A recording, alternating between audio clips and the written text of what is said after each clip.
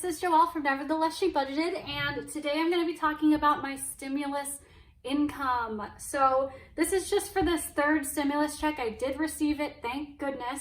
And yeah, so I'm going to jump right into this, but really quick before I do, I want to thank all of my returning subscribers for joining me. And any new subscribers, I'd like to invite you to go ahead and hit that subscribe button and the notification bell and follow me on my budgeting journey. I also do a ton of work on my debt payoff journey. I owe about 21, well, I guess at this point I owe quite a bit less, but I started out owing about $26,000 on a whole bunch of items. So please go ahead and hit that subscribe button and the notification bell and the thumbs up if you like this type of video. All right, let me jump in right now. So I created a new budget sheet for extra income. This is for the stimuluses, any tax refunds that I might get, which I've already done, and so I'm not going to be filming those for this year, but come 2021 tax season, so next January, February, March, I hopefully will do one for you.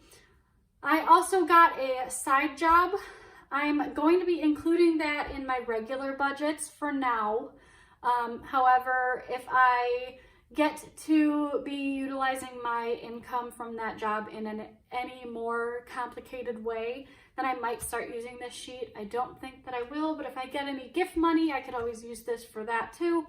Just stuff like that. So this is for extra income type things where it might be a more significant amount of money than just, you know, rolling over something or getting a $10 gift card or whatever it is. So anyways, for my stimulus, I ended up getting $1,400. I am a single person, no children. If I had my say in the whole thing, I would consider my cats dependents. I have 2 cats and they can be very expensive. If you've been following me at all in January and February, my one kitty needed some surgery. So March was a very expensive month for us. And it would have been really helpful to have stimulus money. But anyways, moving down, these are my expenses that I'm planning on paying with my stimulus money. And then I also have debt and savings on here for other types of usages for extra income. I don't sell these, but if you would like a copy of this, I can always email you. So just go ahead and leave your email in the comments section and I will try to send you a copy if you'd like. This is a more basic version of, I guess, a budgeting sheet. So it might be helpful for somebody in the early stages of budgeting. I can always change the title of it to just, you know, budget and then put a line for whatever dates you might need, etc. But I won't be doing anything crazy with these. These are just for fun for me. So first of all, I had a vet expense of $1151.24. I was able to save up $870 for the surgery that my cat needed. However, there was an overage of $281.24 that I was not able to, or I didn't expect, or I wasn't quite prepared for. So originally this was going to come out of my emergency fund. I ended up throwing it on my credit card and I was going to pay it off immediately. However, I got my stimulus check just in time, so I threw this at the credit card to pay it off immediately. I do not count any of those types of purchases where I expect to pay them as soon as I make the as soon as I withdraw the money to pay something out of a credit card. If I have the money to repay it, i.e. an emergency fund or a stimulus, I'm not going to include that in my consideration for debt. So I do not consider the $281 that went onto my credit card debt. However, I did want to include it in here as an expense. Moving down, I have an alarm service. I do have a home alarm system, and I had somebody from the company come out because I was getting a beeping from the keypad. It was just a reflection that the emergency backup battery on the system was dying or dead. I was unable to get it to turn off this time. In the past, I'd been able to do so, but I wasn't able to anymore. So I had somebody come out and replace the battery, and that was a $49 cost. It was not just a simple like 9-volt battery. Otherwise, he would have just done it for free. It was a special type of battery that they need for the system. So that's why that was there. Plus, you know, him coming out to do the service is what cost that. Moving down, I had a medical bill. I go to therapy, and occasionally if I miss an appointment, they will charge me for the missed appointment. My insurance does cover my therapy sessions, but occasionally it does not, due to me, you know, fumbling and not going to a session. This is from over a year ago, this session. Obviously, I've been in Zoom sessions for the last year, and those have been actually working out really well in terms of me not having to miss anything.